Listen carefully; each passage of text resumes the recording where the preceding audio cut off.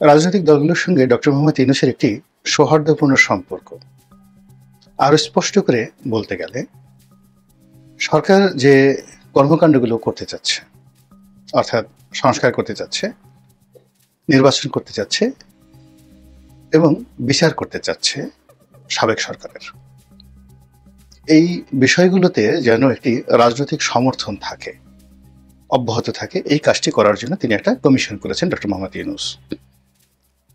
এবং তার যতগুলো কমিশন তিনি করেছেন সেই কমিশনের মধ্যে এই ঐক্যমত্য কমিশনটি এখন সবচেয়ে গুরুত্বপূর্ণ, শক্তিশালী। এর কারণ হলো এই কমিশনের প্রধান তিনি এটির হর্তাকর্তা। এবং বিভিন্ন কমিশন তিনি যেগুলো করেছিলেন সেই কমিশনগুলোর প্রধান ব্যক্তিদেরকে নিয়ে, আপনি এটাকে একটা ক্যাবিনেট বলতে পারেন, কিচেন ক্যাবিনেট। তার যারা পছন্দের মানুষ, ডক্টর বদিউল আলম মজুমদার, তারপর তার পছন্দের মানুষ আলী রিয়া সাহেব থেকে শুরু করে অন্য যারা আছেন, সবাইকে নিয়ে তিনি নিয়মিতভাবে রাজনৈতিক দলগুলোর সঙ্গে বৈঠক করছেন। এটি আপাত দৃষ্টিতে যা কিছু আপনাদের মনে হচ্ছে যে এর মাধ্যমে একটা ঐক্যমত্য তৈরি হচ্ছে, কিন্তু বাস্তবতা হলো যে এর মাধ্যমে ঐক্যমত্য তৈরি হচ্ছে না, বরং জাতীয় ঐক্যমত্যের পরিবর্তে মতানৈক্য তৈরি হয়ে যাচ্ছে। কেন? এর কারণটা হলো রাজনীতিতে আসলে ঐক্যমত্য হয় না। এটা এমন একটা বিষয় যে একটা দলের মধ্যে, মানে বিএনপি বলেন, আওয়ামী লীগ বলেন, জামাত বলেন, তো দলের মধ্যে কেন্দ্রীয় কমিটি, জেলা কমিটি, বিভাগীয় কমিটি, ইউনিয়ন কমিটি, সেখানেও কোনো একটা বিষয়ে ঐক্যমত্য দলগুলো করতে পারে না। আর প্রতিদ্বন্দ্বী যে দলগুলো, সেখানে নির্বাচনকে কেন্দ্র করে বা ক্ষুদ্র একটি স্বার্থকে কেন্দ্র করে কখনো কখনো যাকে বলা হয় স্বল্প মেয়াদে তাদের মধ্যে একটা ঐক্য হয়।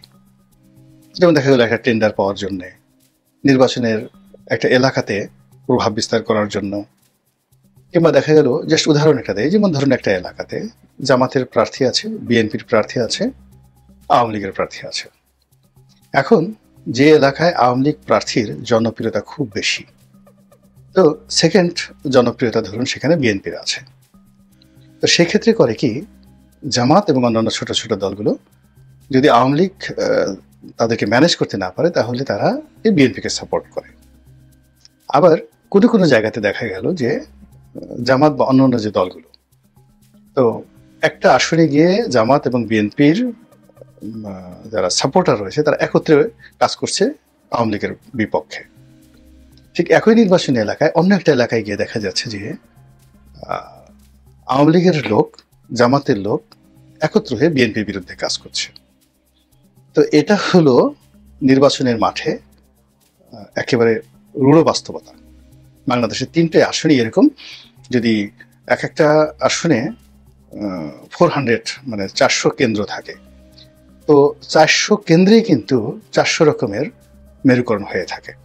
আমরা যারা ভোট করেছি আমরা এই জিনিসগুলো দেখেছি, হাড়ে হাড়ে টের পেয়েছি। 2 নম্বর হলো যে নেতাকর্মীদের মধ্যে আধিপত্য বিস্তার নিয়ে ঐক্যমত্য হয়, এলাকার দখল নিয়ে প্রতিপক্ষকে দমন করা নিয়ে তাদের মধ্যে ঐক্যমত্য হয়, এবং সেই ঐক্যমত্যের সাথে দলীয় কোনো বিষয় থাকে না, ওটা অ্যাবসলিউটলিও স্থানীয়ভাবে এই ঐক্যমত্যটা হয়। থার্ডলি হলো স্বার্থ সংশ্লিষ্ট চাঁদাবাজি, টেন্ডারবাজি ইত্যাদি ক্ষেত্রে হঠাৎ করে দেখা গেল যে প্রতিপক্ষ মানে তাদেরকে দমন করার জন্য, তাদেরকে পরাজিত করার জন্য একটা ঐক্য হয়ে যায়, অর্থাৎ সেখানে যে বেশি শক্তিশালী হয়। এখন ধরুন বিএনপি ক্ষমতায়, এবং বিএনপির কোনো একজন কন্ট্রাক্টর রয়েছেন একটা জেলাতে, কিন্তু দেখা গেল সেই কন্ট্রাক্টরকে পরাজিত করার জন্য বিএনপির যারা মিত্র, রাজনৈতিক মিত্র, তারাই গিয়ে বিএনপির প্রধান প্রতিদ্বন্দ্বী, সেটা জামাত হোক, আওয়ামী লীগ হোক, জাতীয় পার্টি হোক, তার বিরুদ্ধে তারা সব দাঁড়িয়ে গেল। এবং এটা নিয়ে আপনি শীর্ষ নেতৃত্বকে, শেখ হাসিনাকে, বেগম জিয়াকে যত গালাগালি করেন, জামাতে আমিরকে যত গালাগালি করেন, এটা না বুঝে গালাগালি করবেন, ওটা স্থানীয়ভাবে হয়ে থাকে।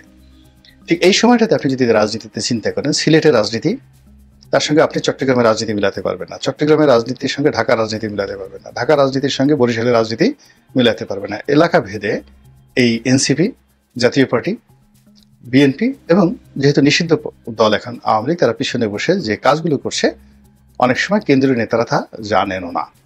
তো যেখানে একটা রাজনৈতিক দল তার নিজেদের মধ্যে ঐক্যমত্য তৈরি করতে পারে না, সারা বাংলাদেশে তার দল এবং অন্যান্য মিত্র এবং শত্রুর মধ্যে ঐক্য এবং শত্রুতা একটা জেনারেলাইজ করতে পারে না, সেখানে সরকার যে জাতীয় ঐক্যমত্য গঠন করতে চাচ্ছে এই ডেফিনেশনটা এবং এই হেডলাইনটাই ভুল।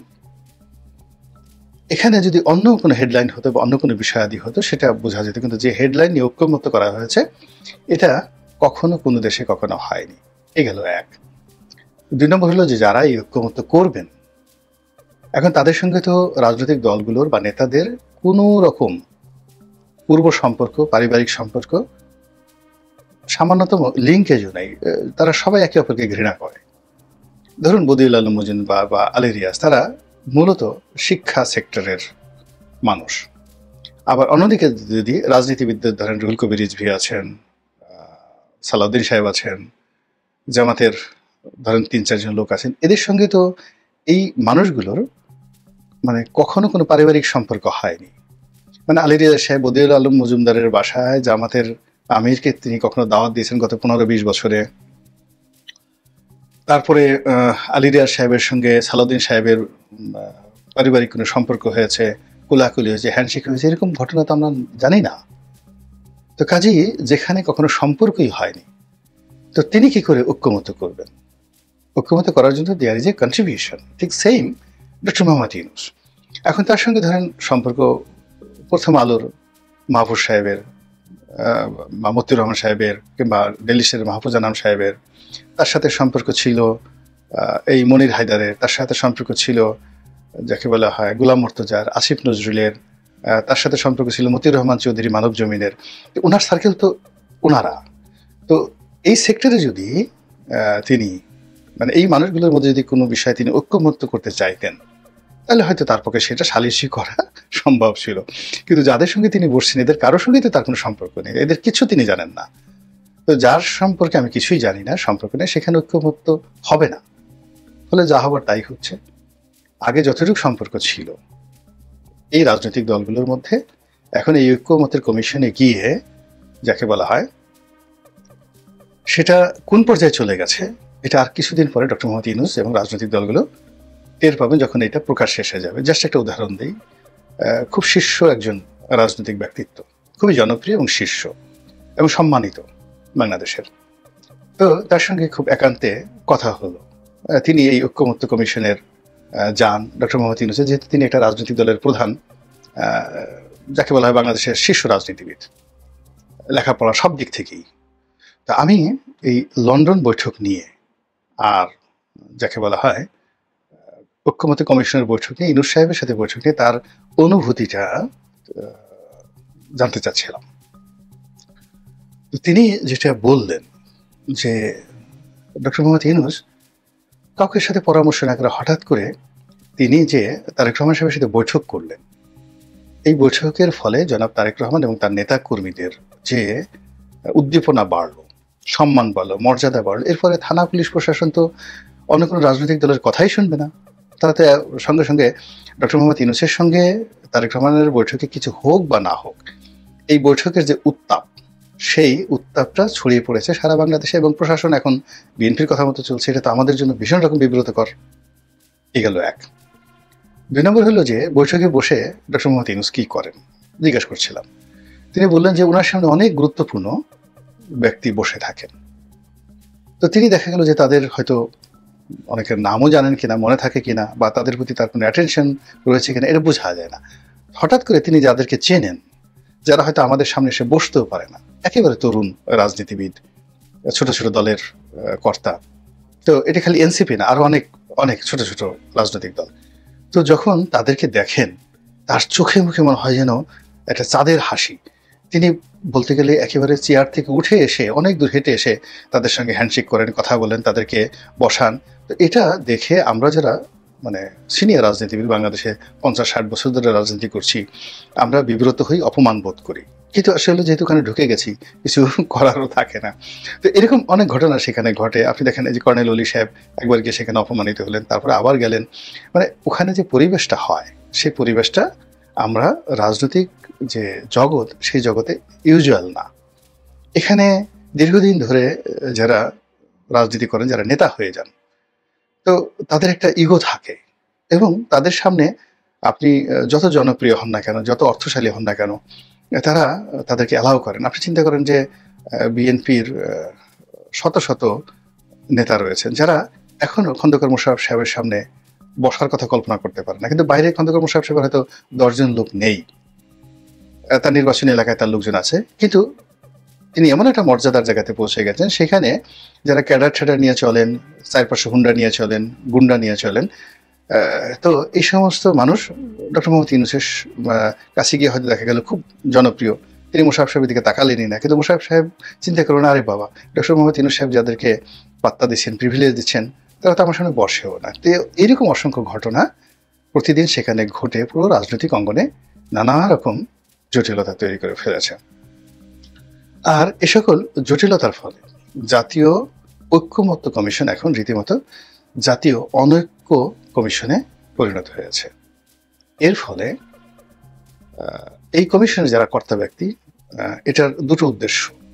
প্রথম উদ্দেশ্য ছিল যে টাইম পাস করা, সরকার যতদিন চাইবে এটার মাধ্যমে একটার পর একটা প্রোগ্রাম দিয়ে টাইম পাস করা। এই টাইম পাস করাটা আর আগামীতে সম্ভব হবে না, এবং তার কিছু নমুনা আমরা দেখলাম যে লন্ডন বৈঠকের পরে এখানে অনৈক্য এমন হয়ে গেছে যে জামাত এখানে অংশগ্রহণ করেনি বিএনপির সঙ্গে। আবার সামনের দিনগুলোতে যদি জামাতকে ডাকা হয় তখন সেখানে হয়তো বিএনপির লোকজন যাবে না। আবার এবার দেখলাম যে এবার যে সর্বশেষ বৈঠক হলো, অন্য সময় যে বৈঠকের একটা অবস্থা থাকে যে যারা হোস্ট মানে কমিশনের যারা কর্তা ব্যক্তি, তারা এখানে একটা বিরাট মঞ্চ সাজিয়ে সেই মঞ্চের উপর বসে তারপরে ঐক্যমত্য কমিশনের যারা ইনভাইটি, যাদেরকে দাওয়াত করা হয়েছে, তারা তাদেরকে সামনে বসে তাদেরকে বক্তব্য দেওয়ার সুযোগ দেওয়া হতো এবং তারা দাঁড়িয়ে দাঁড়িয়ে বক্তব্য দিতেন। এখন এইবার দেখলাম যে যারা ইনভাইটি তাদের আপগ্রেড হয়েছে, আর ওদের যে একটা ভাবসাব ছিল মঞ্চে বসার সেটা নেমে আসছে। এখন তারা সবাই একই কাতারে বসছেন, সমতা লক্ষ্য করা যাচ্ছে। এটা যদি প্রথম দিন হতো কোনো সমস্যা ছিল না, কিন্তু এখন যেটা হলো সেটাতে আসলে যারা উদ্যোক্তা তাদের যে ভাবসাব ছিল সেটা কিন্তু এখন আর নেই।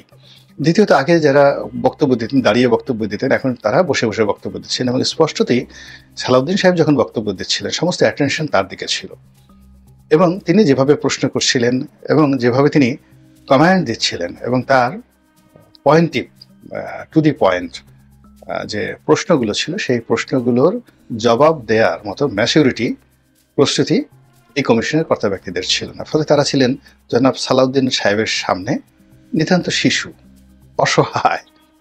তো এই যে রাজনীতি, এখন সালাউদ্দিন সাহেব ধরেন তার দলে শীর্ষ নেতা, তো এখানে বিএনপিতে সালাউদ্দিন সাহেবের মতো অন্তত পক্ষে 100 লোক আছেন যারা একই ভাষায় আরো সুন্দর করে কথা বলতে পারেন, কিংবা বিএনপির যে সমস্ত লোকজন আছেন যারা কমিটিতে নেই কিন্তু বিএনপি করেন, তাদের লেখাপড়া, তাদের জানাশোনা, তাদের ব্যক্তিত্ব, তাদের সামাজিক অবস্থান, তো তারা যদি ওই ঐক্যমত্য কমিশনে যান, উপস্থিত থাকেন, তো তাদের সামনে আসলে ঐক্যমত্যের যারা লোকজন তারা মাইক ধরে কথাই বলতে পারবেন না। যারা ম্যানি পিপল বিএনপি করেন, এরকম অনেক লোক আছেন, কেবল তারা গিয়ে যদি ওখানে গিয়ে বসেন, তাদের সামনে মানে মাইক ধরে কথা বলার মতো সাহস, শক্তি, দক্ষতা, ব্যক্তিত্ব এটা ঐক্যমত্য কমিশনে নেই, ইভেন ডক্টর মোহাম্মদ ইউনূসেরও। তো এরকম লোক মানে আপনি এখানে একটা অসম জিনিস হয়েছে। এই অসম জিনিস করার ফলে কি হচ্ছে, না হবে টাইম পাস, না হবে কোনো সিদ্ধান্ত, না হবে কোনো ঐক্য, ফলে যা হচ্ছে সেটা হলো জাতীয় অনৈক্য। যত তাড়াতাড়ি সম্ভব এখান থেকে একটা যতটুকু ফলাফল আসছে এটাকে যত তাড়াতাড়ি সম্ভব যদি উভয় পক্ষ অর্থাৎ যারা স্টেক হোল্ডার আছেন তারা এবং যারা কাজটা করছেন তারা এটাকে সমাপ্তি ঘটান উইদিন 1 মাসের মধ্যে 1টা-2টো বৈঠক করে, তাহলে সবার মান সম্মান বাঁচবে। আদারওয়াইজ এখানে এমন কিছু হবে যেটা বাংলাদেশের ইতিহাসে এই যে যারা করছে তারা কল্পনাই করতে পারেন। আপনি দেখেন বেগম জিয়া বসে থাকেন, শেখ হাসিনা বসে থাকেন, তার সামনে গিয়ে মারামারি, এবং সে মারামারি কি আপনি যে সমস্ত লোকেরা মারামারি করে, আপনি জাস্ট একটা উদাহরণ দিই, 88 মানে 86 নির্বাচনে শেখ হাসিনা যাবেন না, বেগম জিয়া যাবেন না, এরকম একটা সিদ্ধান্ত হলো। পরবর্তীতে যখন 32 নম্বরে গিয়ে তারা সিদ্ধান্ত পরিবর্তন করলেন এই নির্বাচনে যাবেন কি যাবেন না, তখন সিনিয়র নেতাদের মধ্যে হাতাহাতি শুরু হয়ে গেল। ডক্টর কামালের মতো মানুষ তিনি হাত কাছিয়ে মারতে আসছেন, তার কথার যারা প্রতিপক্ষ উনি তো রাগ হয়ে গেল, খামোশ এইভাবে বলে তিনি ঘুষি দিতে আসছেন। আবার তার দিকে ক্ষমা জাহাঙ্গীর হোসেন সাহেব এবং তার যারা লোকজন ইয়াং তরুণ তুর্কি তারাও আবার ডক্টর কামালের দিকে তেড়ে যাচ্ছে, আজকে তোকে মেরেই ফেলব। শেখ হাসিনা বসে আছেন। এই সেম ঘটনা বিএনপি অফিসে ঘটে, অন্যান্য রাজনৈতিক দলের অফিসে ঘটে, চেয়ার ছোড়াছুড়ি মারামারি তো আমরা দেখি। তো এরকম একটা ঘটনা ঐক্যমত্যের কমিশনে যদি হয়, আপনি রাজনীতিবিদ যারা আছেন তারা তো এগুলো অভ্যস্ত, কিন্তু অন্য যারা আছে তারা চেয়ারের তলে পালানোর সুযোগ পাবেন না। ওই জায়গাটার মধ্যে কেউ তাদেরকে রক্ষা করতে পারবে না, গাল গুল ফেটে মানে কি যে একটা অবস্থা হবে কল্পনাই করা যায় না। তো কাজেই রাজনীতির যে মন্দ দিকগুলো, এই মন্দ দিকগুলো যদি মাথায় রেখে তারা এগোন, কাজ করেন, তাহলেই আশা করি ভালো ফলাফল আসবে। আল্লাহ আমাদের সবাইকে হেদায়েত দান করুন এবং হেফাজত করুন। আসসালামু আলাইকুম ওয়া রাহমাতুল্লাহি ওয়া বারাকাতুহু।